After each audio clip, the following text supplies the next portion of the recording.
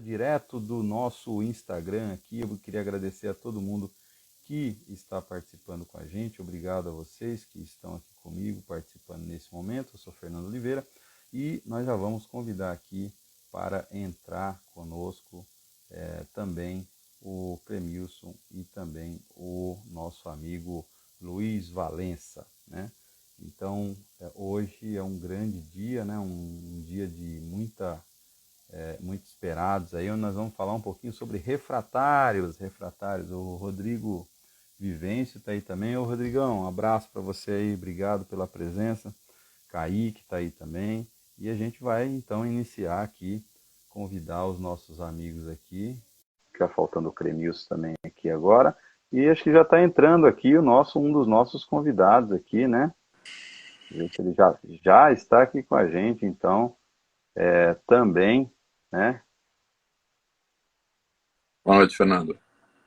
Boa noite, chegou todo mundo ao mesmo tempo, chegou todo mundo junto aí.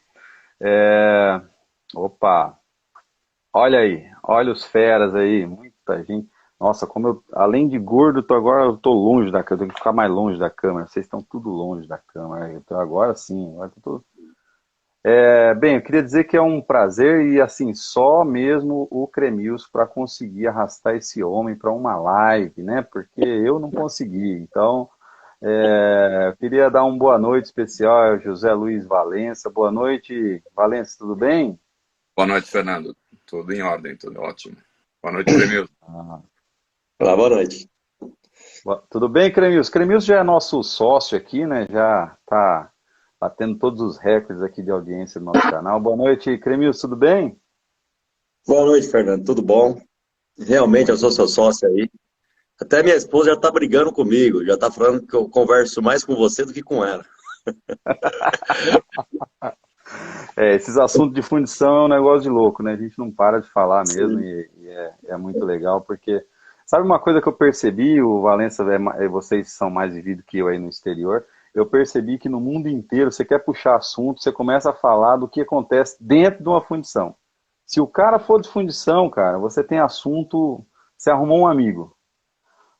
Porque do mesmo jeito que os problemas que temos no Brasil, temos lá fora, e a mesma dificuldade que a gente tem de encontrar pessoas para conversar sobre o assunto também existe lá fora, né, pessoal? Com certeza.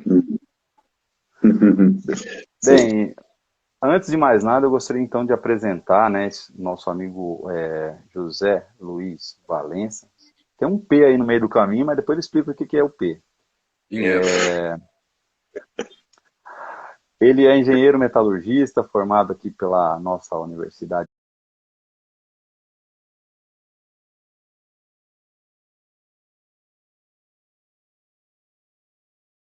Mackenzie, né?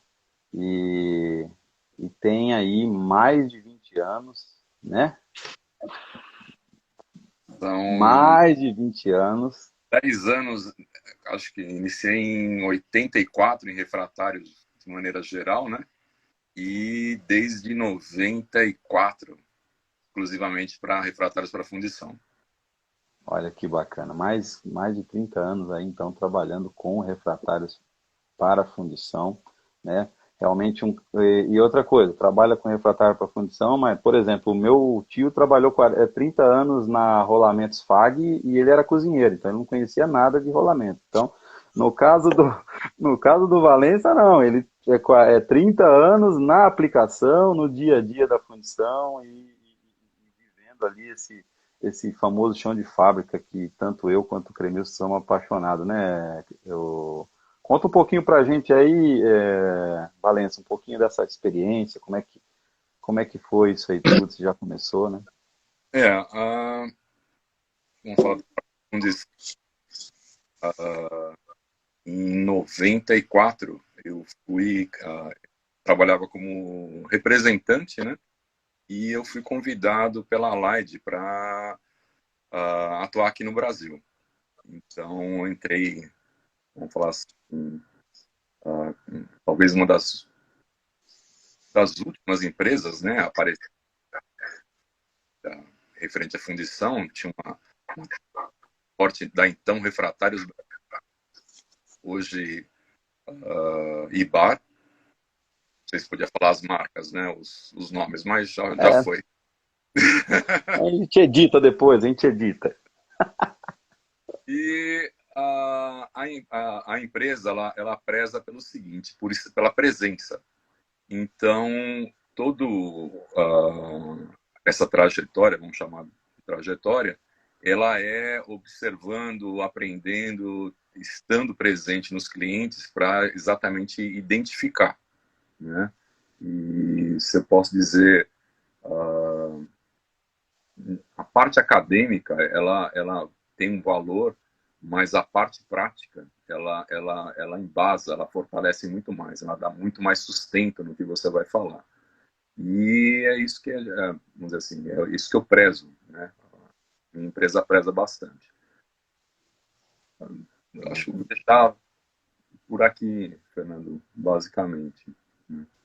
Não, legal. E hoje, o Cremilson, e aí, Cremilson, sobre o que nós vamos falar? O que você convidou o Valença para trazer aqui para nós? Nós vamos falar um pouquinho de refratário, não é isso? Sim, bastante. O Vanessa é uma pessoa que tem muita experiência, né? Não só no Brasil, né? Mas também fora, né? Conhece todo tipo de fundição. Mas toda essa experiência que ele tem em refratário, o assunto vai ser refratário, né? Não dá para ser outro, né? Não, e eu acho legal, a ideia do Valença foi muito bacana, porque assim, ele fala, mas que nem aconteceu, né, Cremilson, na nossa live lá, a gente falou algumas coisas, e aí tinha coisa que o pessoal perguntou que era do forno, mas era diretamente relacionada a refratária. Aí o Cremilson, por várias vezes, falou, olha, eu não tenho conhecimento para falar sobre isso, né, Cremilson? Então, Sim. tendo aqui os dois feras, pessoal, hoje é o dia da gente responder as perguntas aí. Então, acorda o seu pai, você que trabalha na fundição junto com o seu pai, liga para o seu pai, acorda ele. E é a hora da gente realmente tirar aí as dúvidas e sobre refratário. O que Bem, está normalmente, interrompendo um pouquinho assim, né? Aquilo. É comum você chamar o responsável pela parte do forno e ele colocar a culpa no refratário e vice-versa. Então, a ideia de fazer essa conversa, tendo as duas partes, você não tem por onde fugir, né? Você sai é verdade, ou não sai. é verdade. E assim, eu acho legal porque assim são pessoas que realmente falam ali com conhecimento e que não vão fugir né, ali da responsabilidade de cada setor. Muito bacana. Bem, a gente fez um ensaio, mas como todo ensaio não vale, né? A gente começa pelo fim e tem uma das perguntas que vocês fizeram aqui. Pessoal, a gente vai fazer um bate-papo, como o nome da live fala, é uma conversa. Então a gente vai saltear e permear vários assuntos dentro de fornos de indução, né? E falar também um pouquinho sobre refratários. Mas a gente vai girar aí, né? E a primeira pergunta que tem aqui, né, dentro da nossa pauta, eu acho muito bacana, talvez não fosse essa a primeira, mas eu acho muito bacana, que é o seguinte. O pessoal fala muito de, o que é melhor no forno a indução? Pé de banho ou forno completo? Né? Essa é uma pergunta interessante, porque assim, eu já assisti algumas palestras de alguns fabricantes de fornos, mostrando, inclusive, alguns dados da parte elétrica, né, da parte de consumo, de que é melhor fundir sem pé de banho. Né? No passado era com pé de banho, hoje mudaram, tá igual a questão do ovo, né? É saudável comer ovo, depois não é saudável, então o pé de banho passou por esse tipo de situação. Já que estão os dois aqui, a primeira pergunta é essa, e aí? O que é mais correto na opinião de vocês? Lembrando que aqui é sempre uma questão de opinião, né? A gente tem aqui embasamentos, mas vai deixar aí a opinião de cada um.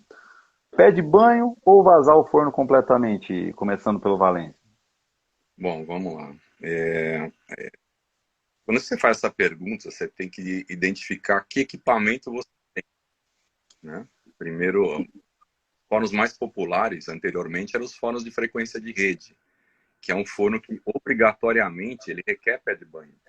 Então você praticamente tem que deixar um terço de metal para você obter o rendimento do forno. É um forno lá de produz 5 toneladas por hora, ele provavelmente sei lá, deve ser de 7, 8 toneladas, porque ele requer que você deixe o metal para você depois recarregar e fundir novamente e ter disponível 5 toneladas no espaço, digamos que 1 hora.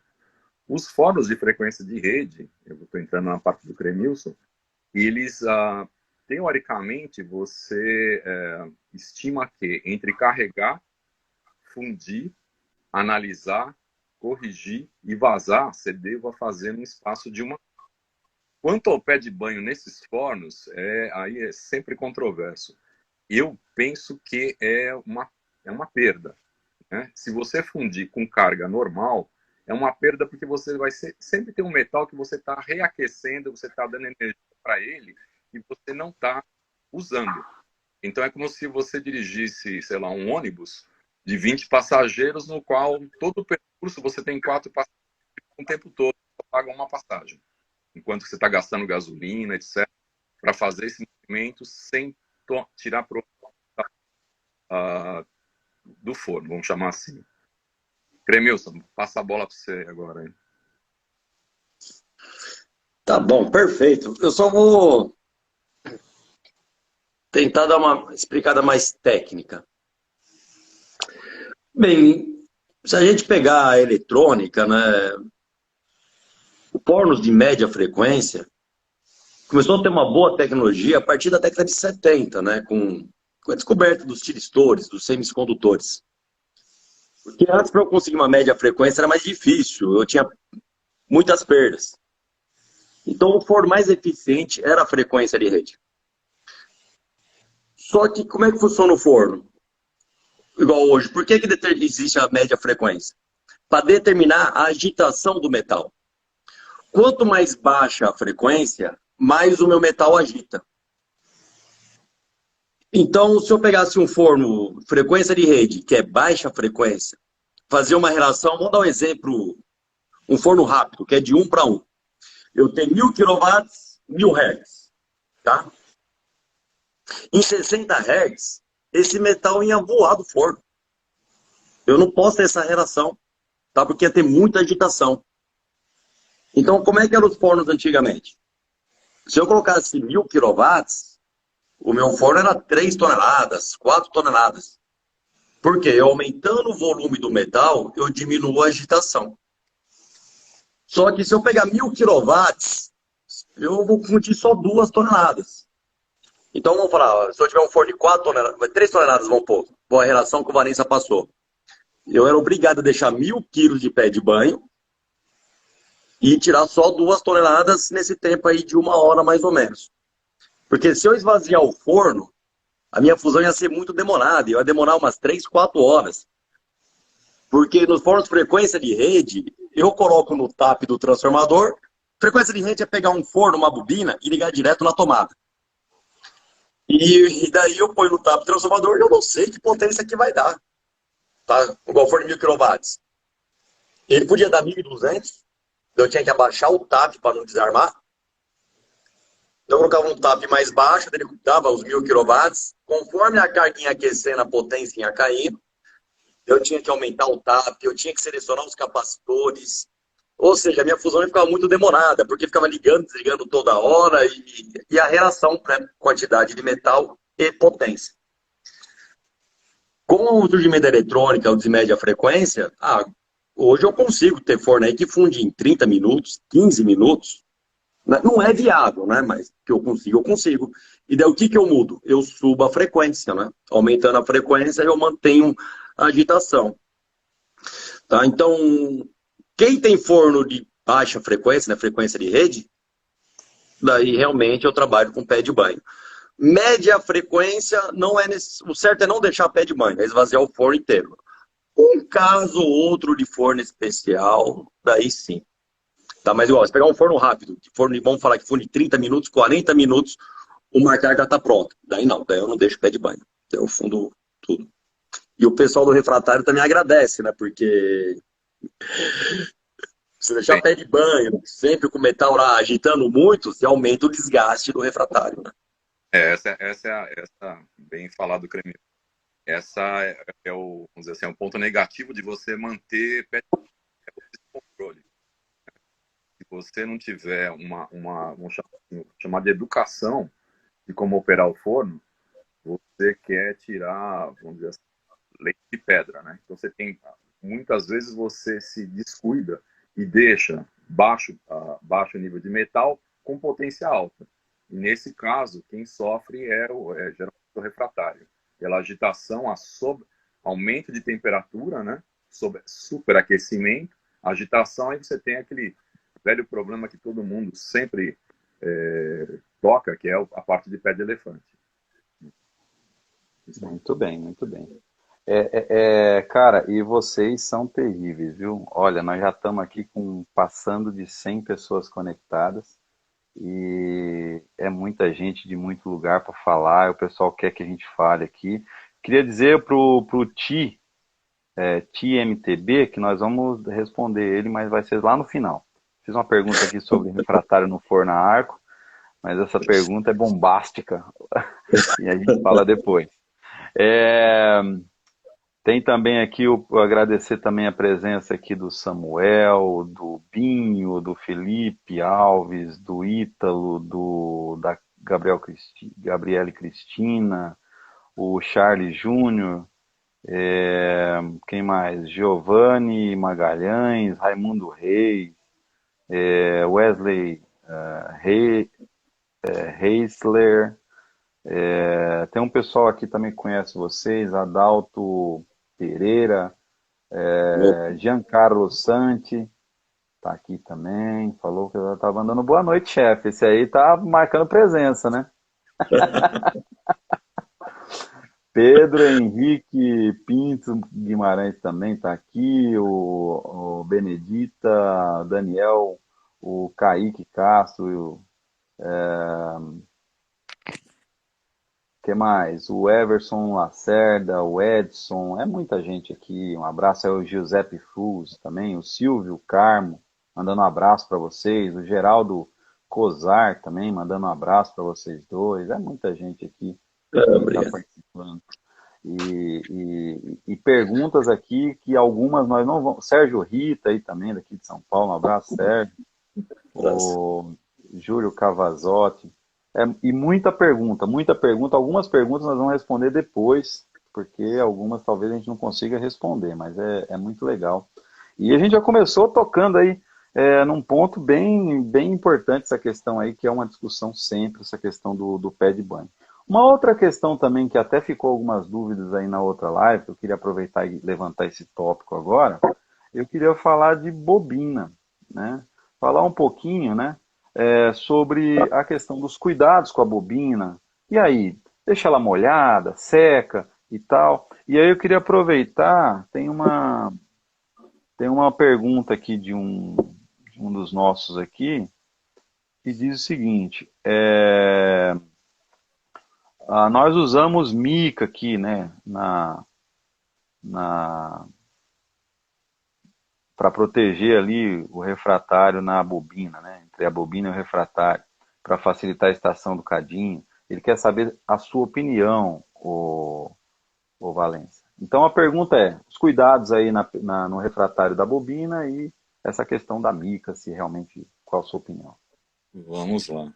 A função da mica, ela não é, na verdade, proteger a bobina. Pode até brigar com o Cremilson depois aí, mas a função é permitir que o refratário ele expanda e contraia sem reduzir o atrito, reduzir a interferência do atrito contra a bobina. Então, antes, né, vou falar do passado, antes eram placas de amianto que eram usadas, né, totalmente proibitivo, depois vieram tecidos de mica, tecidos de fibra de vidro, que era um horror na hora que você ia demolir, aquilo pinicava. E a mica era uma coisa bastante cara. Só que hoje a mica tem um preço muito acessível, vamos dizer assim, popularizou-se. E a função é essa. Só que a mica, ela não, vamos dizer assim, não elimina a necessidade de que a bobina esteja concêntrica, que a bobina esteja alinhada e o refratário da bobina esteja bem aplicado. o que é bem aplicado? É sem calombo, é sem depressão, para permitir, com saída, quando é o caso de você ter a mecanismo de push-out, né, mecanismo de expulsão do revestimento, a mica trabalha nesse sentido. Alguns clientes têm o hábito de usar a mica também para, eventualmente, tentar proteger contra vapores de óleo, né, que vão, eventualmente, depositar contra a bobina, e uma tentativa de proteger contra vapores de zinco. Tá? Então, hoje a mica ela trabalha nesse sentido. Tem gente que usa até 2 ou 3 camadas de mica para fazer uma espécie de um labirinto para, vamos dizer assim, minimizar ou retardar vamos dizer, esses vapores metálicos, né, de atacarem o revestimento da bobina do forno. Tá? Então, o uso de mica eu acho imprescindível. Tá? Ainda que a gente fala, não, nunca usei. Eu acho que é sorte. O dia que ele descuidar da manutenção e a bobina dele tiver irregular, ele vai sentir o efeito. Né? O que é o efeito? É o revestimento começar a ficar ancorado, né? E não conseguir se movimentar livremente, e aí você tem o aparecimento de trincas, né? Trincas horizontais, que é o que a gente menos deseja durante a operação. Premilson, alguma contribuição?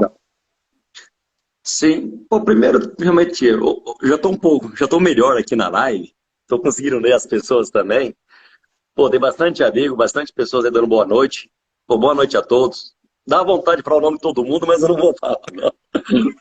Fala pelo menos os 2 mais queridos aí, para poder gerar ciúme nos demais. Para gerar ciúmes, pô, eu vou dar um abraço aqui pro Viola. E agora já sumiu aqui, eu perdi o nome dele, acho que esqueci. Viola foi o meu professor, mas ele pede para não falar isso, porque vão pensar que ele tá muito velho. Daí... Pô, então um grande abraço pro Viola, pô, muito legal estar participando aí. Tá, e um abraço pro João Seri, faz muito tempo que ele tá bem aqui no nome aqui, ó. O João Seri, o Geraldo, tá bem até embaixo, o Gabriel Brito aqui, pô, um abraço, pessoal aí. Legal, muito obrigado por estar participando. Muita gente Eu, com a mesmo. atenção atrás aí, nós damos treinamento junto, né? E nesse treinamento, meu objetivo era ficar provocando o Valência. E eu não consigo perder isso, eu vou ter que provocar ele novamente. Como o meu negócio é a bobina, é o forno, eu quero que se dane o refratário, então eu já vou começar provocando ele para ele se defender depois. Porque eu, como fabricante de forno, eu quero proteger a minha bobina. Eu quero pôr o amianto, eu quero pôr um isolante térmico bom. Por quê? O metal não vir na minha bobina e não carbonizar minha bobina, não estragar minha bobina. Então, por mim, uma mica é até pouco, eu quero é mais, tá? Uma boa isolação térmica para não aquecer minha bobina e para quando eu extrair o refratário, principalmente fornos que tem extrator, para tirar mais fácil o refratário. É isso que eu quero. Né? Agora pode me xingar, Vanessa. Agora fala a verdade, por que não pode ser assim também? Vamos lá. Todo esse monte de coisas que colocava-se na frente da bobina, eu já tive cliente que olhou a mica e falou assim, a mica não resiste à temperatura do meu metal, então ela não é imprópria para usar aqui. Né? A fibra de vidro não aguenta a temperatura. Se você tiver o metal chegando na bobina, você tem outro problema. O problema não é a mica, o problema é outro. Né? Então, a mica, vamos dizer assim, o que você espera da bobina? Você espera que a bobina ela troque calor com o refratário. Né? O refratário seco, ele sinteriza, ele não tem cimento, ele tem ligantes que são ativados por temperatura. Então, quanto mais próximo da bobina, a tendência do refratário é não estar sinterizado. Ele está numa forma de pó, ou, vamos dizer assim, a trinca não propaga através do refratário não sinterizado. Então, essa é o ponto principal. A mica, ela tem 0,4 milímetros. Ela é quase nada. E a condutibilidade térmica dela também, versus toda essa montoeira de coisa que se coloca na frente, ela é baixa, né? Perdão, ela é quase que insignificante. Então, ela permite a troca da bobina, né? do resfriamento da bobina. E é esse, vamos dizer assim, o ponto encontra você encher de coisas em frente ao refratário da bobina. Você lembra, né? Quando iniciaram os fornos de média frequência, o pessoal tinha muito medo do que se chamava falha catastrófica, né? Por quê? O campo ele atua mais próximo da parede do refratário, então existe uma tendência de aquecer muito mais o metal próximo da parede. Tá? O medo que se tinha é que uma penetração ela pudesse ser tão rápida, né, o aquecimento tão rápido, que você não teria tempo, né, até do forno desligar. Então era comum os primeiros fornos, além do refratário de bobina, ter uma camada de tijolos.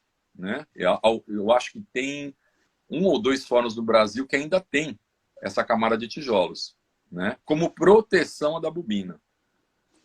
Por que não é só tijolo?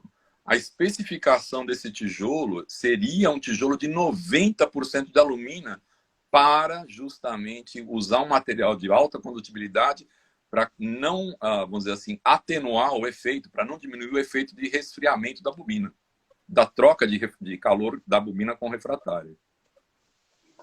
Então eu respeito a proteção, né? Mas se você tem frequentemente metal chegando na bobina, é um outro problema, a raiz é outra. Né? Legal. Mas para provocar, mas como o Vanessa já me ensinou muitas vezes, então eu vou seguir o lado certo.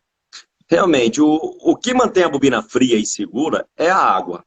Tá? Então, o que é mais importante para a bobina é a água estar entrando fria e também saindo fria, né? Não é a mica. Quer dizer, a mica realmente é fina, ela não tem uma isolação térmica. Mas esse conceito de que eu colocar um isolante térmico para proteger a bobina, realmente está errado. O que protege a bobina é seu circuito de água estando bom. Tá? Exatamente. E o refratário só tem a parte de pó, que é a parte de segurança, graças à bobina estar fria e não ter um isolante térmico entre a bobina e refratário. Né? A Exato. função da bobina é esfriar o refratário. Tá? Correto. Só para...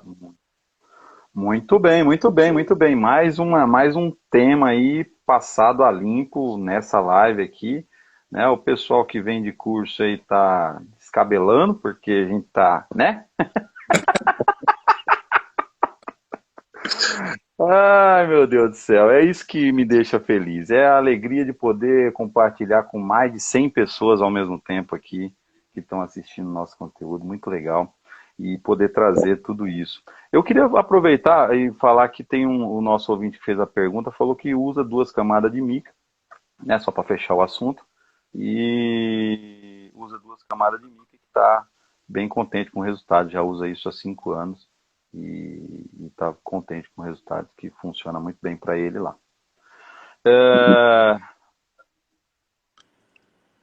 Que mais? Ah, nós temos aqui o Eduardo. Tem um pessoal que tá pegando no meu pé, tá vendo? Tem um pessoal que começou a pegar no meu pé aqui. Teve um cara que falou que me deu um abraço todo dia, eu não mandei um abraço para ele. Então, um abraço aí para a turma aí da Leal Técnica aí, meus amigos de fundição, um abraço para todos. É muita gente aqui que tá aparecendo.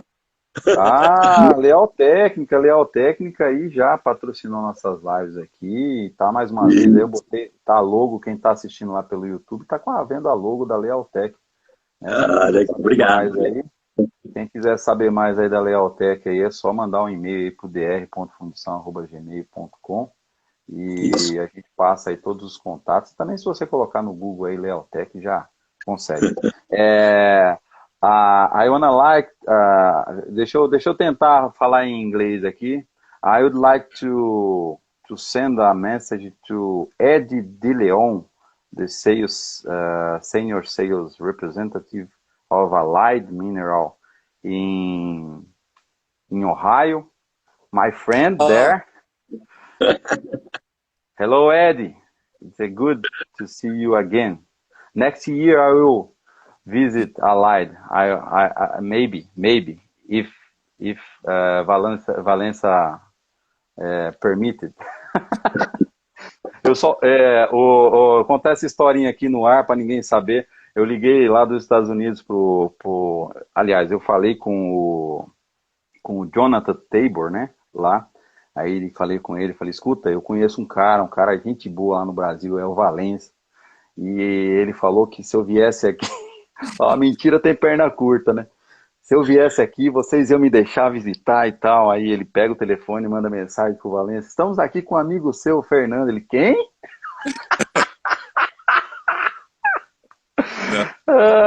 Brincadeiras à parte, o pessoal foi super receptivo comigo. Não visitei a fábrica porque realmente a época de feira estava bem complicado, mas eu estava lá na cidade deles, lá em Colombo. E é uma pena não conseguir visitar, mas estive lá. E o Ed foi super gente boa, me atendeu super bem, me levou até o diretor, me levou até o fundador da Allied, lá, o presidente, e foi muito bacana. Queria registrar aqui esse momento. Obrigado também ao Valência por ter intermediado lá pela gente. Bem, eu tô igual o Faustão, né? Falo, não deixo vocês falar, né?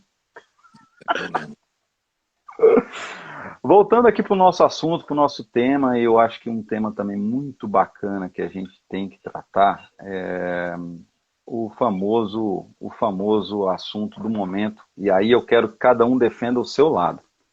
Nós temos ali na área de fundição, e principalmente na região de fusão, nós temos um problema que ele praticamente acontece em todas as fundições, ou já aconteceu, que é o famoso pé de elefante, né? Pele de elefante e tal. Então a pergunta que eu faço para vocês, eu deixo aí para vocês primeiro explicar um pouquinho o que é esse problema, como é que ele se forma e tal. E aí eu quero que cada um, agora nós vamos ser diferentes, você não vai defender o refratário, você vai atacar. Então eu gostaria que o Valença atacasse o cara do equipamento da operação e depois também Mas eu não posso atacar o equipamento porque não é uma questão do equipamento, é questão da operação. Então é melhor o Cremilson começar a atacar o refratário, que é melhor.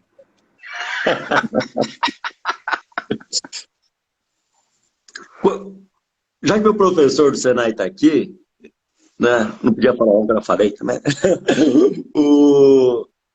Eu aprendi na escola que era o seguinte: a eletrônica é uma maravilha. A eletrônica não dá defeito. O ruim da eletrônica é que tem a parte mecânica que estraga a eletrônica. O forno é a mesma coisa, o forno é perfeito. O problema está no refratário. Se não fosse o refratário, o forno ia ser uma maravilha, não ia queimar peça, não ia ter problema de água, de temperatura, ia ser maravilha. Então eu vou defender a minha parte mesmo e atacar o refratário. O que mais causa pé de elefante, né, na minha área, né, na minha parte, é o quê? É deixar o pé de banho. Ter pouco metal, eu aplico muita potência, resulta em alta agitação, e a agitação é o metal em movimento batendo na parede. Da mesma forma, eu não posso pegar uma panela, com metal líquido e jogar na parede do refratário, que vai desmanchar. O metal ali batendo está fazendo o mesmo processo. Então, a boa parte do pé de elefante é o quê? Pouco metal, tá? E muita potência. Até que o pessoal pediu mandar um abraço aqui de uma empresa, não vou dar o nome da empresa não, mas eles vão cancelar meu treinamento porque eu já estou me ensinando tudo aqui para eles. Uma regra prática para os fornos de média frequência, tá? É o quê? Eu tirei uma panela, vamos dar um exemplo, tirei 1/4 da capacidade total. Eu diminuo 25% da potência. Tirei 50% da carga do meu forno. Vou usar o mesmo número, vai. Tirei 50%. O máximo que eu posso aplicar a partir de agora é 50% da potência. Tenho 25% de metal, 25% de potência. Ah, Cris, mas eu não sei se tem 25% ou 30%. Tudo bem, põe 30% de potência. O que eu não posso é ter uns 30% de carga e pôr 50%, 60%, tá? Porque daí eu tenho alta agitação de metal e eu tenho alta temperatura. Porque daí o Valença explica melhor, mas infelizmente o refratário não suporta altas temperaturas. Ele tem um teto, né? Se o refratário é 1.700 graus, eu não posso pôr 1.705, 1.710. Porque pouca carga e alta potência, e a temperatura sobe muito rápido. Tá? E o ruim é isso também, porque tem muita empresa, o que o pessoal faz, né? Qual é o processo, né, da fundição? eu sobreaqueço o metal, tá? Para demorar mais para esfriar. Só que daí isso causa os famosos pé de elefante, né? Ou desgaste do refratário. Então, da minha parte, seria mais isso o que faz causar pé de elefante. Vamos lá agora, a palavra depois do Se defenda. advogado de defesa. Olha, vamos lá. Aí sempre alguém fala assim, mas o refratário, ele nunca tem culpa? Tem. Tá? Tipo, pode ser uma questão do refratário. Uma das questões é se você tiver uma baixa densidade de instalação, ou seja, uma instalação mal feita. Né? O pé de elefante ele dá no forno, na zona cônica, né? O pessoal que já viu a seção do forno, é uma região difícil de você aplicar. Então, pode ser uma questão de mau procedimento de instalação. Tá? Essa é uma. A outra é o que o Cremilson falou. Você deixar o forno por muito tempo com potência alta. Aí é uma questão de treinamento ou educação de quem está operando o forno. Vou dar assim, exemplos, mas quanto custa um forno, Cremilson? Um forno de 2 toneladas. Completo, forno, Então, conversor, tudo. é. Hoje em dia vai estar na faixa aí de uns 4 milhões por aí. Tá. Então, dito isso, você precisa fornecer um treinamento adequado a quem está operando. Né? Muita gente, às vezes até por ausência de problemas, começa a perder o medo, vamos falar assim, né? Começa a relaxar. E aí passa, né? Delega essa função a uma pessoa. Ele pode ter a melhor boa vontade, mas ele não está treinado, ele não sabe isso, que ele tem que abaixar. Ele sabe que ele tem que produzir. Então, às vezes, ele deixa o metal lá e toca a potência. Né? Inclusive, a gente sabe, quando a gente faz esse sinal assim, é que pegou a potência e jogou lá no final. Né? Então, isso é um ponto. E um terceiro ponto, que é muito comum, é o seguinte, é referente a grafite. E a gente está falando, então, o problema voltando, sobre a temperatura, o refratário de sílica, que é o mais comum, né, o mais largamente empregado para fusão de ferro, a temperatura máxima dele é 1600, 1650. A partir disso, ele começa a amolecer. Então, se você trabalhar nesse ponto, você debilita a campanha dele. Tá? Então, esse é o ponto do desgaste. Se você adicionar carbono, grafite, logo no início, o primeiro metal que você obtém, né, o primeiro metal fundido, ele vai estar muito rico em carbono. Ele vai estar em desequilíbrio. E ele vai procurar equilíbrio fazendo o quê? Ele vai reduzir a sílica. Tá? Então você desgasta o refratário, não necessariamente por temperatura, mas por uma ação química. Tá? Aí o pessoal fala assim, mas se eu não jogar no começo, o carbono não fica. Você tem que procurar grafites de boa qualidade, que tenham boa solubilidade, e também planejar como você vai fazer esse carregamento. Tá? Então não tem desculpa. Eu vou dar um exemplo rapidinho assim. Eu tinha um cliente que ele tinha um forno de 15 toneladas e caiu a campanha de 4 para 2 semanas. Era um forno de frequência de rede, um forno antigo. A gente checou tudo, a gente foi ver, ele tinha mudado uma coisa, ele tinha mudado o grafite. Ele começou a usar o que era o grafite natural. Eu falei, ele falou, mas esse grafite natural ele custa um sétimo, na época, né, do grafite sintético. Eu falei, por que ninguém teve essa ideia antes? Aí descobri, né? Ele custava. Só que ele tinha que agregar muito mais, porque a solubilidade dele era baixa. Então ele adicionava grafite para subir os pontos de carbono do ferro, só que sobrava. E esse que sobrava, ele justamente reagia com o refratário. Então, não devo usar? Não, você pode usar, só que esteja ciente de que a vida do refratário vai reduzir. Aí você coloca no papel e vê ao longo de 12 meses o que vale a pena.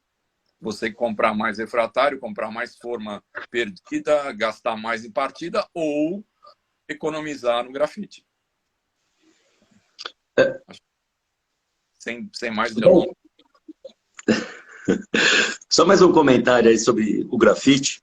Eu já peguei, até já vi em caso, que o pessoal joga muito grafite, até. E criou o famoso engarrafamento. Também. Fechou. Tá? O que é o engarrafamento? Eu olho para o forno, fez uma carga fria, só que embaixo está no metal líquido em alta temperatura. Né? Daí fez um selo ali, tá o metal líquido, tá? Daí vai no conhecimento do operador, fala, pô, já deu um tempo e cadê o metal? Tá? E foi isso que aconteceu. Né? Tipo, pô, já era para ter metal líquido e não tem. Foi ver, foi o grafite que fechou, né? Então tem esse risco do grafite também. De má qualidade, né?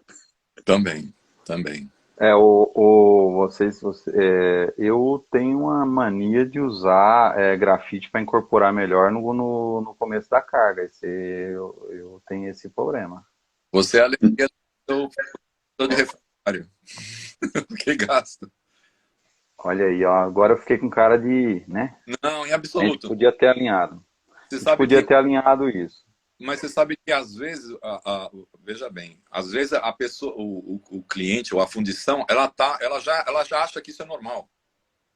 Entendeu? Desgastar é normal. Ou queimar, que a gente estava conversando, queimar a tiristor é normal, né? Quando não é, né? Você pode. A gente não está dizendo que está certo ou está errado. Você só tem que avaliar, né? Essa é a consequência. Você vai ter um abreviamento, você vai ter uma vida de refratário mais curta. Vale a pena? Pode ser que valha, né? Mas sempre é aquilo que a gente falou. Você tem que colocar em números, né? Achismo não. Você coloca em números a partir de 6 meses, 12 meses, você vê a conta. Usando isso ou usando aquele outro tipo de material. E no caso, se a gente falando de pé de elefante, a questão dos óleos e da sujeira da sucata, e principalmente, que nem tem uma pergunta aqui do Leonardo dizendo que ele usa de 60% a 70% de cavaco. Isso de alguma maneira faz com que o fundo do cadinho desgaste, pode gerar pé de elefante? Olha, posso ir, Clemilson? Vai, pode tocar. Cara, uma vez eu procurei se existia algum trabalho, se tudo que você joga no forno vira metal. Tá? Ou seja, qual que é o rendimento de algumas sucatas? Então não adianta você jogar. Eu acho que não é.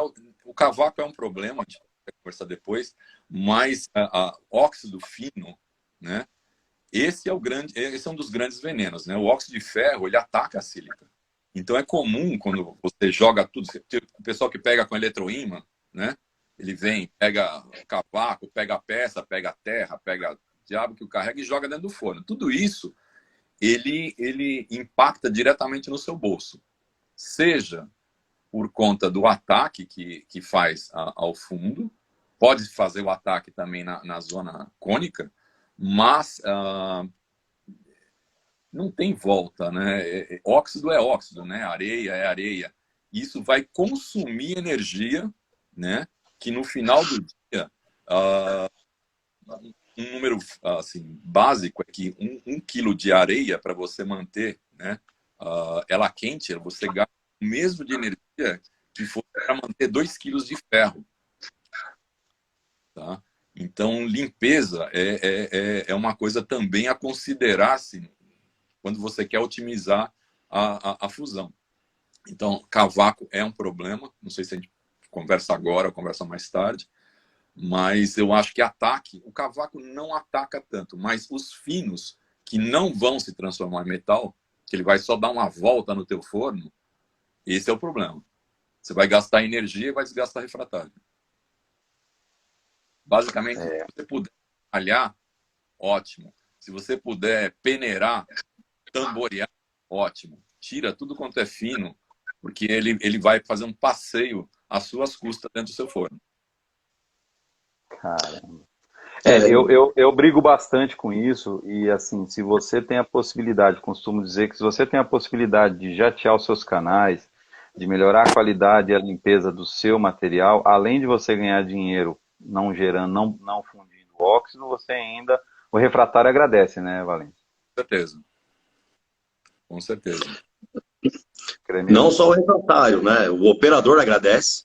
Também, Né? Porque estamos falando esse é o principal. Esse é o principal. Porque o forno de indução... Quando escória de panela, escória de forno, é uma missão ingrata, né? Você cansa, aí você fala, não, passa para a panela, aí vai para a panela. Aí o da panela também, eu não aguento mais, vai para a peça. Aí você assume que você tem uma perda de X peças por, sei lá, por produção, por inclusões que você poderia eliminar trabalhando lá atrás, na carga. Exato. É porque o forno de indução é uma energia limpa. O forno de indução não gera fumaça. Quem gera é a carga. Você coloca. Né? Se você colocar produto combustível, vai sair fogo. Mas se eu colocar uma carga limpa, não vai gerar escória, eu não vou gerar sujeira no forno. Tá?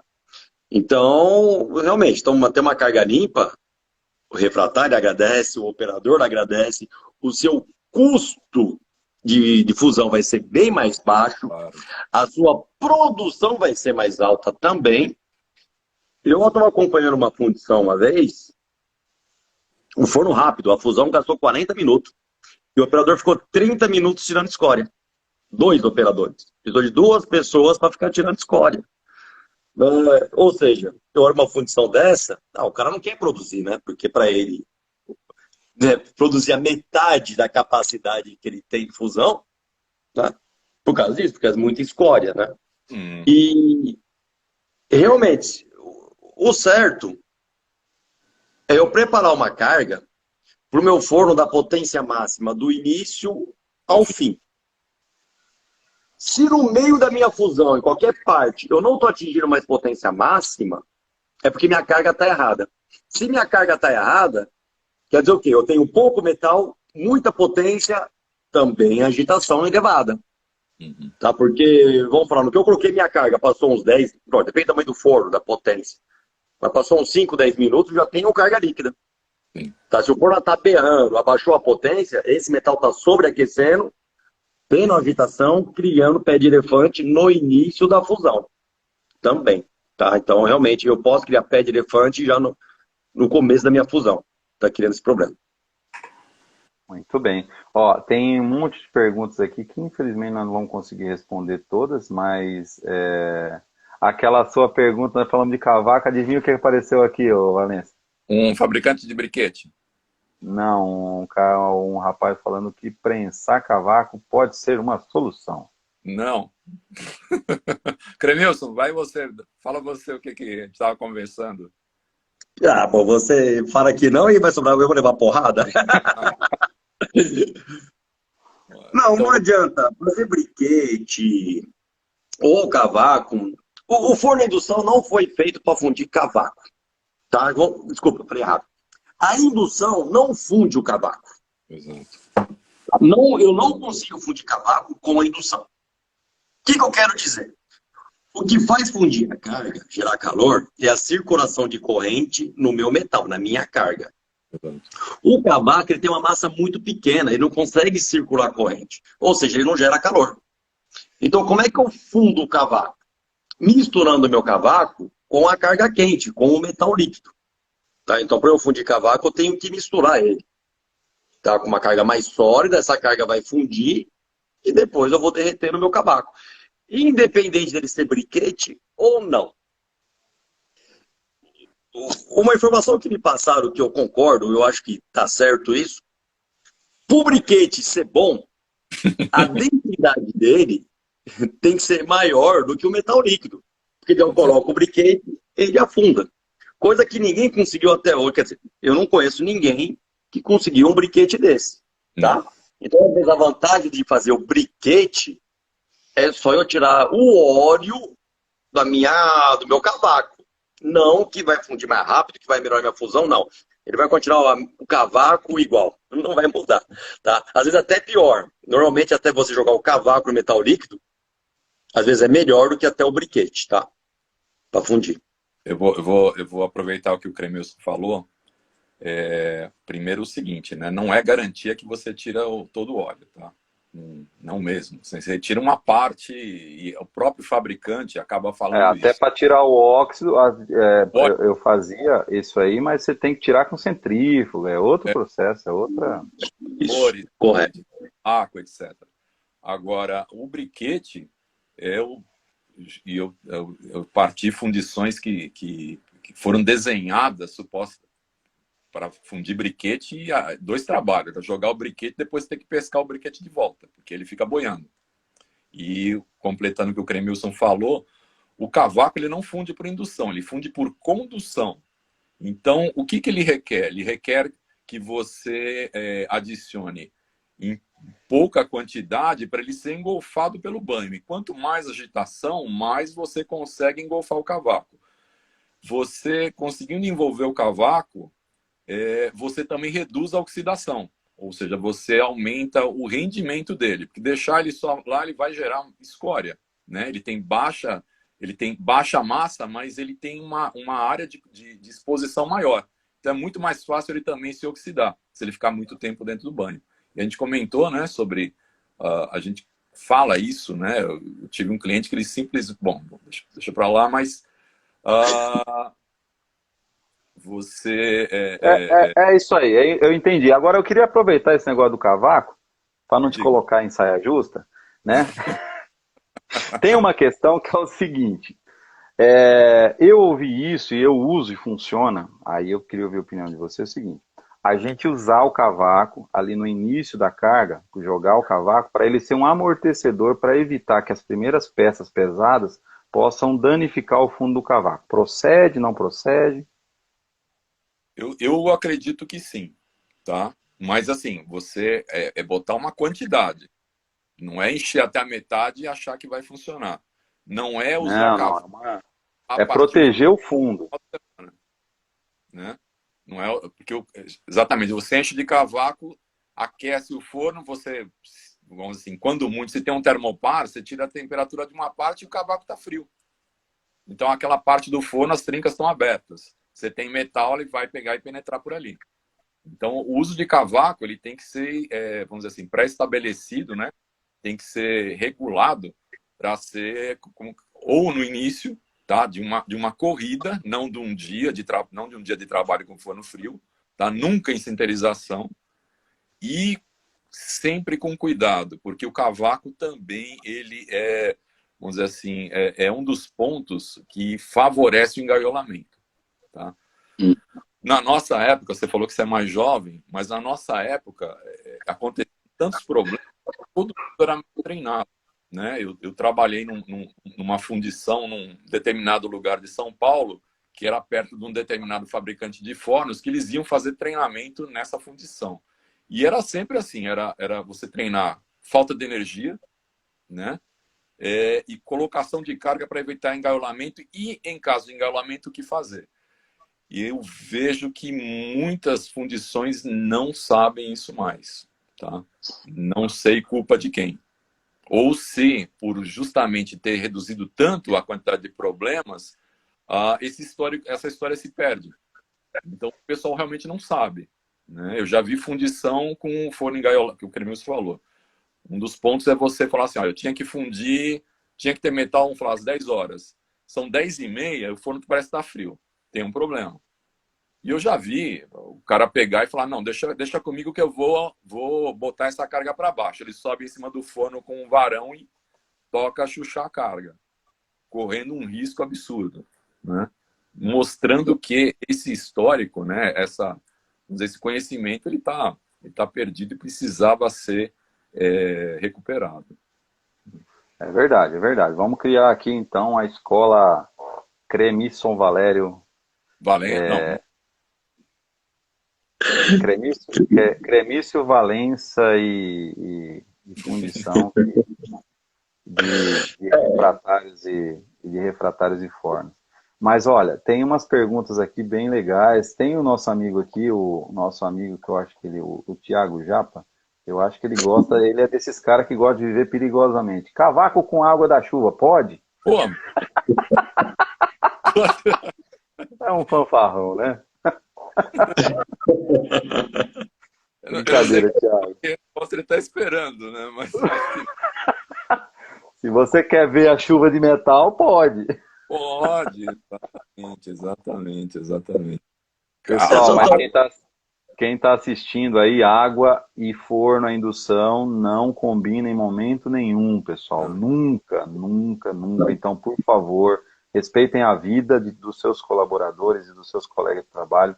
A água, ela é um fator que, numa carga líquida, 2, 3 gotas é o suficiente para fazer espalhamento de metal e é realmente um episódio muito feio e muito triste quando acontece um acidente desse porte, com água dentro de uma fundição, né, pessoal? Vocês já devem ter visto e realmente não é legal, né?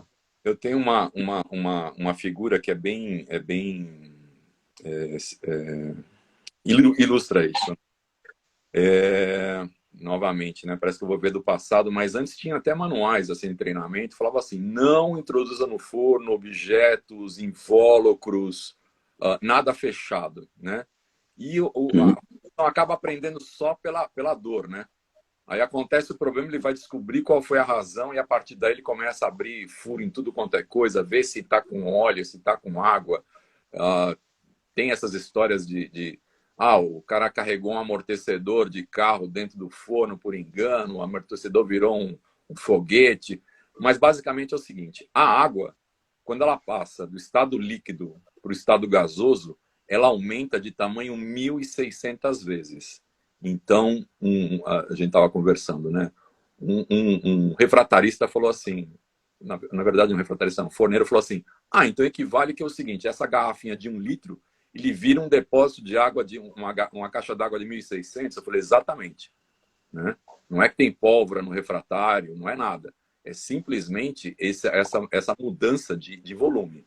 Então, você acrescentar coisas com água, você tem projeção de metal, você tem um risco absurdo, né, de acidente. Né?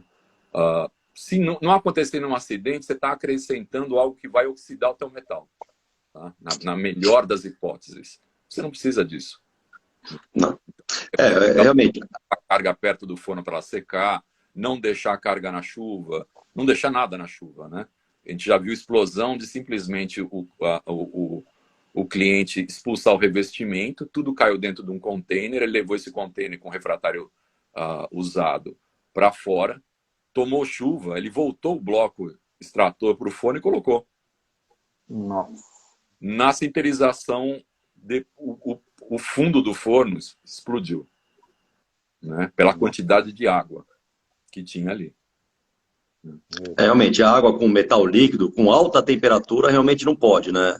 Você tem a explosão do metal, o respingo, né? Os acidentes são graves.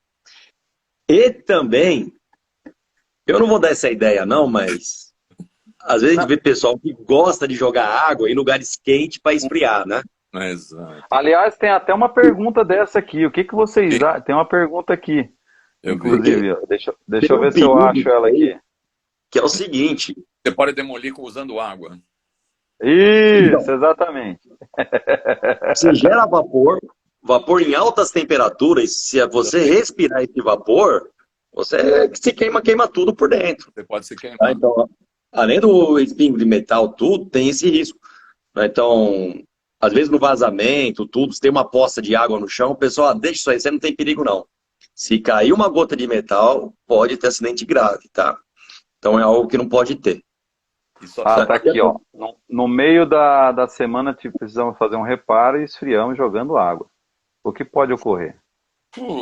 Cremilson, afeta a sua parte aí. Além do acidente grave, pode ser fatal, né? Acidente fatal. Bem, não só a minha parte, né? Também vai um pouco para a sua. Porque se a gente deixar o forno úmido, primeiro, no mínimo, você vai começar a ter problema de fuga à terra. Você não vai conseguir nem sintetizar, talvez, outro forno. E também... No caso do reparo. Oi, desculpa. No caso que ele está falando do reparo. Então, no meio da campanha, o refratário já está instalado, já está sinterizado. Mas ele está jogando água para esfriar o refratário, né? Para fazer um reparo. Então, você vai criar úmido. Uma vez que você criou um caminho de fuga na bobina, a bobina não se regenera, tá? Enquanto não mandar ela para reforma, ela não melhora, ela só vai piorando. Ou seja, esse caminho pequeno que criou, com o tempo só vai piorando. Tá? Daí vai começar a ter, primeiro, problema de desarme por fuga terra falso. Uhum. Daí você vai começar a culpar o refratário. O refratário aqui, eu tirava não sei quantas corridas, agora tá tirando a metade, dá a fuga terra e eu não encontro nada, troco o refratário e funciona. Por quê? Uhum. Porque você estragou sua bobina. Você tem que pegar sua bobina e mandar para reforma. Tá? Foi isso que aconteceu. E também começa a ter problema de queima de peça, começa a queimar os famosos SCR, as placas eletrônicas, tá? E vai o técnico e não acha nada. Ele, pô, olhei tudo aqui e não acha nada. E infelizmente, não dá para a gente testar a bobina, tá? Não tem um teste que a gente coloca e fala, ó, sua bobina tá boa, sua bobina tá ruim. É algo meio que visual, meio que por análise que a gente vai fazendo, tá? Quando chega uma hora que a gente fala, meu, só pode ser sua bobina, porque não é possível, não tem nada aqui, tá queimando peça, ou seja, você já trocou um monte de peça, já teve um custo elevado, e tem um problema também, que a gente condena a bobina, então o cara, não é possível, essa bobina aqui tá 6 meses, tá 3 meses aqui, a bobina tá nova. E você olha para a bobina, realmente ela tá nova, mas tá nova na parte que a gente enxerga, mas no ponto que tem fuga, a gente não consegue enxergar, né? Então esse é um dos grandes problemas que tem em fazer isso aí. Eu, Né? eu, Fora que deixar o refratário úmido não é muito bom também, não. eu vou reforçar o que o Cremilson está falando pelo seguinte, né? Isso é, novamente, ele tem que comparar na fundição dele. Mas, se ele está colocando umidade, ele vai ter dificuldade depois, se abrir arco na bobina, ele vai ter dificuldade de partir esse forno. Então, ele vai tomar mais tempo para voltar a produzir. Se ele se ele insistir, ele pode eventualmente queimar um tiristor. Quanto custa um tiristor, Cremilson? Média? Ah, depende da marca aí. Mas vamos pegar um utilizador barato aí, vamos pôr R$ 2.000. Pô, vale a pena? Não, uma que É para trocar o isso. utilizador, vai, se for rápido aí, uns 30 minutos você vai precisar para trocar um utilizador. Quando você coloca cifrão, aí você sensibiliza mais. Que o que ele ganha para resfriar e entrar no forno, vamos dizer, com algum conforto, ele pode perder em R$ 2.000 tendo que repor um tiristor. Uhum. E em tempo de voltar. É isso aí. Bem, eu queria aproveitar, nós estamos falando aqui, lógico, a live é sobre forno de fusão acadinho, né, coreless, ou seja, de núcleo oco, né, o núcleo vazio. É um termo em inglês, né, esse tal desse coreless. A gente estava conversando, né? É uma bobina que ela não tem um núcleo. Então é sem núcleo. Que é diferente. O primeiro forno indução, Cremilson me corrija se eu estiver errado, eram os fornos a canal. Que você tem uma bobina e tem um núcleo que passa dentro da bobina. Tá? Então os primeiros fornos a indução eram os fornos a canal. A partir do Aliás, momento até hoje eles são usados em não ferrosa, ainda é bastante usado, né? é popular em não ferrosos, com certeza, é verdade. Tá? A gente tem poucos com ferro. Bom, as grandes fundições ainda tem alguma coisa, mas não é, como é que se diz? Não é viável. Difusor. Quer ficar o tempo todo. Tem suas Aliás, vantagens. falando nisso, queria mandar um abraço aqui pro meu amigo Cabreira Júnior, que está aqui na live, que é o rei de entupir forno a canal. Não, Um abraço. rapaz. Um abraço aí, Cabreira.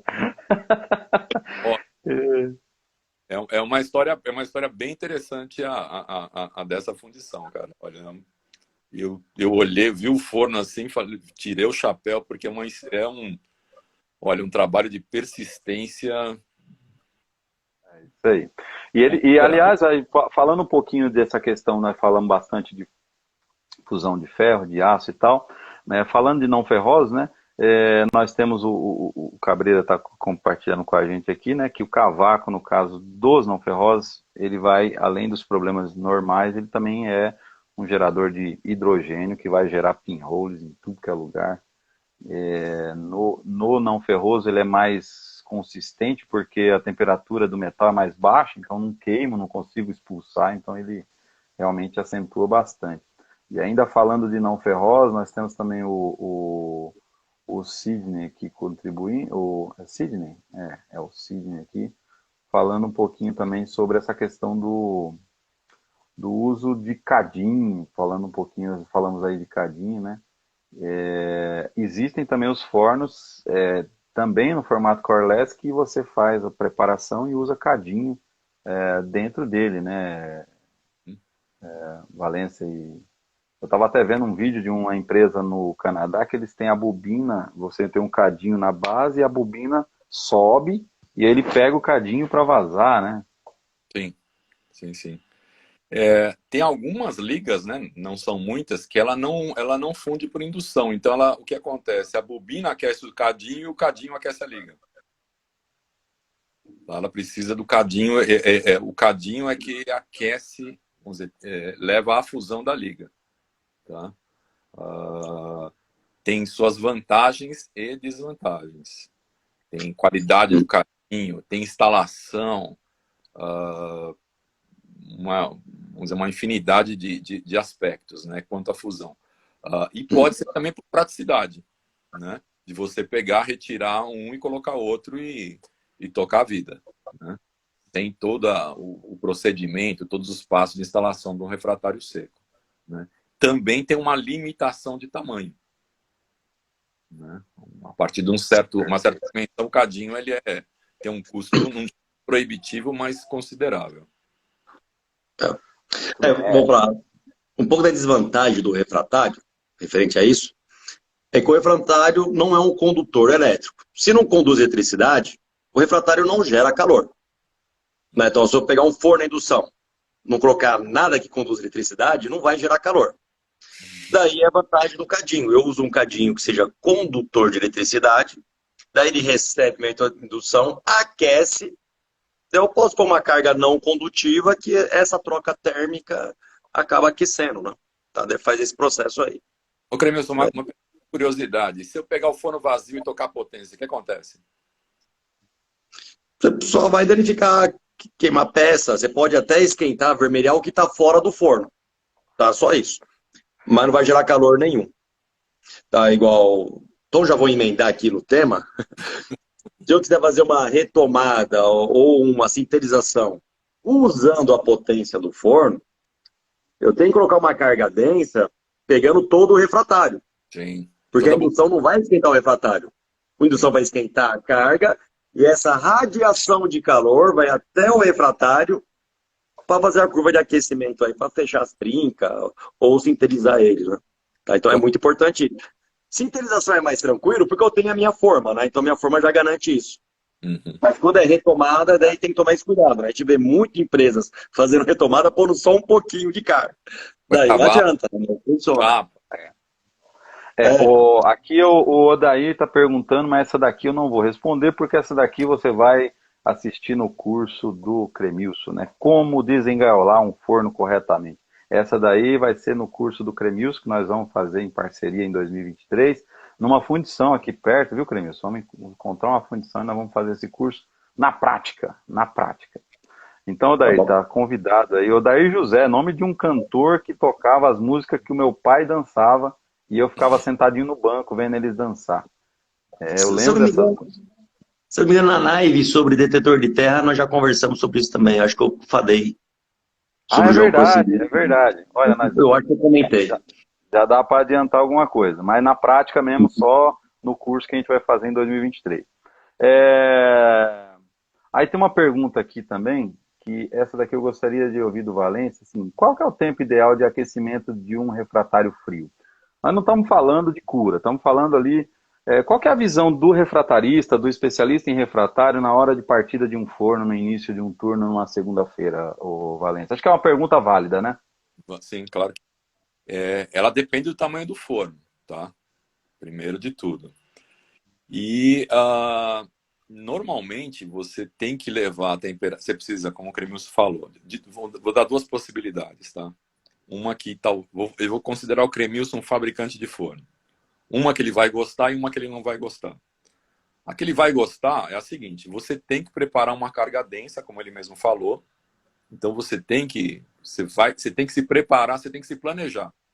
Você vai deixar essa carga densa, vai colocar dentro do forno e vai fazer o aquecimento. Cada fornecedor de refratário tem uma curva, tá? Eu vou respeitar cada um deles. Mas, basicamente, você tem que elevar a temperatura, na minha concepção, na velocidade que você quiser, o refratário já está sinterizado, e deixar pelo menos entre 1 e 2 horas, dependendo do tamanho do forno, o forno maior vai talvez requeira mais, a uma temperatura abaixo da fusão da liga, para você aquecer, permitir que o refratário se aqueça, se sature, né? Lembra que a gente está passando água ali, né? Então não é uma missão tão fácil. E a partir de então aí você fundir, tá? A solução que o fornecedor, que o fabricante não gosta é a seguinte: é você usar um queimador, tá? Porque com um queimador você pode aquecer o forno de uma maneira muito mais homogênea. Você, vamos dizer assim, você não requer tantos conhecimentos para aplicação de potência, né? E quando você cumpriu a curva, você age como se estivesse recarregando o forno depois de um vazamento, tá? Então é ter um queimador, ter termopares para assegurar que esse forno atingiu a temperatura de forma homogênea, a temperatura que você estabeleceu, e então você retoma vamos dizer, a partida, eu chamo de partida a frio, desde o refratário frio, tá? Eu considero que existem essas duas possibilidades. Eu vi alguém aí que colocou assim: que você acha de pegar o forno frio e jogar metal quente dentro? Eu acho um crime. Eu acho assim, eu acho que tem gente corajosa para tudo, né? Mas aí eu sempre escuto assim: mas eu sempre fiz e nunca deu problema. O dia que der, sabe? Você não vai poder contar, né? Ele não vai poder testemunhar.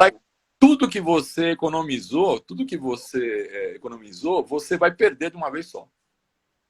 É igual o cara que traz, igual o cara que traz muamba dos Estados Unidos. No dia que é pego, deixa todo o lucro.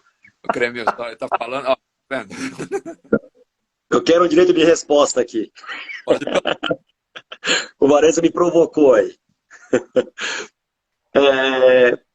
No nosso curso, então, que vai ter de forno a indução, daí nós vamos mostrar isso. Mas com a indução, eu não consigo agradar o Varença. Estou falando Varença como refratário, tá? Porque a indução, eu não consigo gerar calor por igual, embaixo, no meio e em cima. Eu gero calor de formas diferentes. Então, para eu fazer um aquecimento no meu forno realmente ideal, queimador, maçarico, cada um chama de um jeito, mas vamos supor, é um sistema de aquecimento sem ser pela indução e usando termopar. Sim. Também no olho não dá certo. Não. Tá? Então, realmente é isso aí. Tá? Com a indução, várias empresas fazem, usando a potência do forno para aquecer, mas com certeza a sua retomada não está sendo muito boa, não. Não está da forma correta para o refratário. Muito bem, olha aí, ó. É que os negócios seguintes, nós já estouramos o tempo em quase 20 minutos, né? Para variar. Na verdade, nós vamos cair em 5 segundos se eu não conseguir colocar o carregador aqui no computador. Deixa eu colocar o carregador aqui, que agora que eu vi que a bateria está pedindo arrego. E eu... Enquanto eu vou fazer um comentário, então, sobre o cavaco,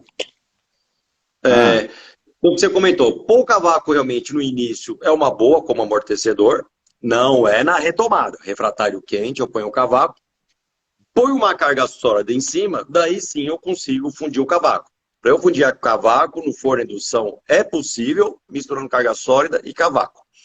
Existe forno para fundir cavaco. Mas vamos deixar para quando fazer o nosso curso, então, daí a gente vai ensinar como fundir cavaco no forno de indução. O forno de indução próprio para mim.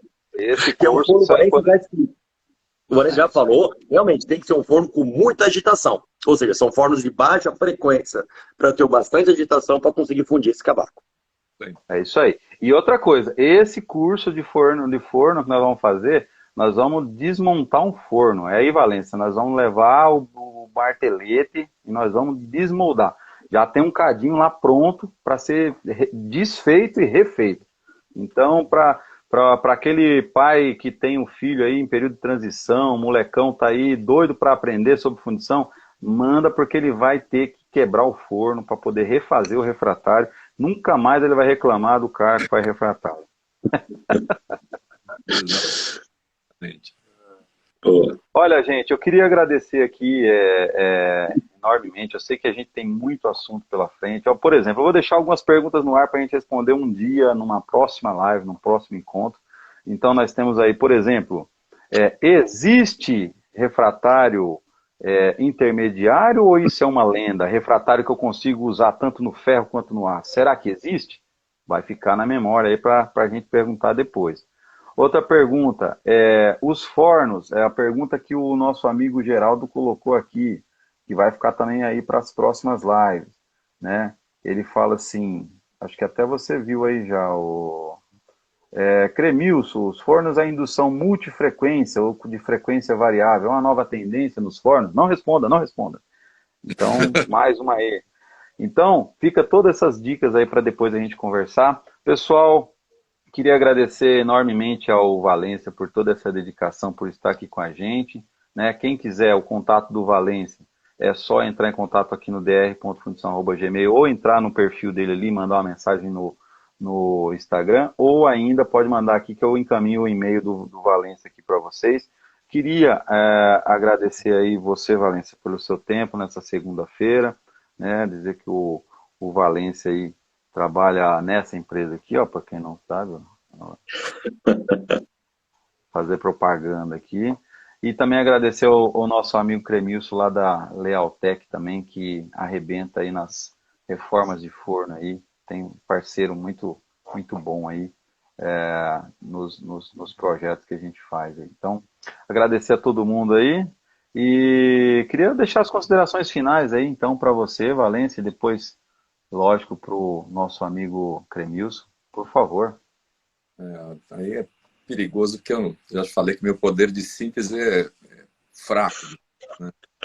Mas eu acho que esse projeto agora Doutor Fundição, aquele nome era horroroso, Doutor Refugo, não dava. Eu brincava com o Cremilson, era a mesma coisa que ele abriu uma empresa chamada Doutor Curto Circuito, né? Doutor Terra na Bobina, né? Mas, ó, eu acho muito bom. Eu acho legal pessoal esse pessoal que está assistindo até agora, né? Numa segunda-feira, que indica vontade de aprender, né? Indica curiosidade. E a parte como eu disse, a parte acadêmica, né?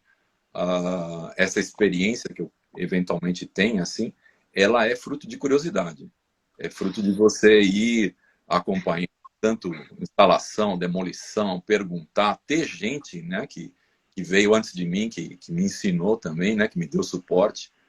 E eu acho, novamente, o projeto Doutor Fundição bastante louvável e parabéns pela iniciativa, Fernando. Obrigado, obrigado. E daqui a pouco, em breve, 2023 em espanhol e em 2025 em inglês. O Doutor Fundição invadindo o mundo.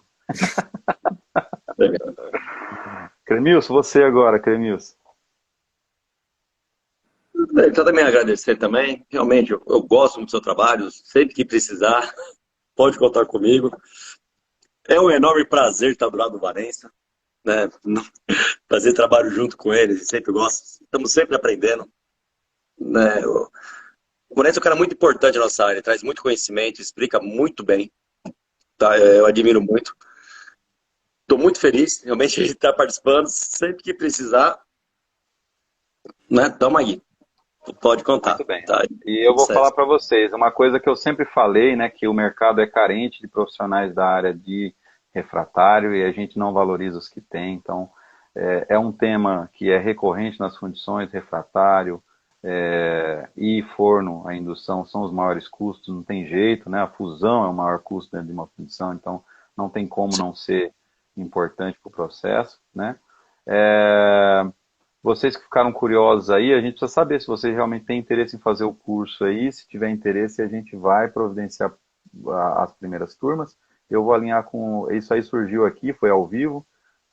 Depois a gente alinha, né, Cremilson? Vamos alinhar melhor aí as ideias e as agendas.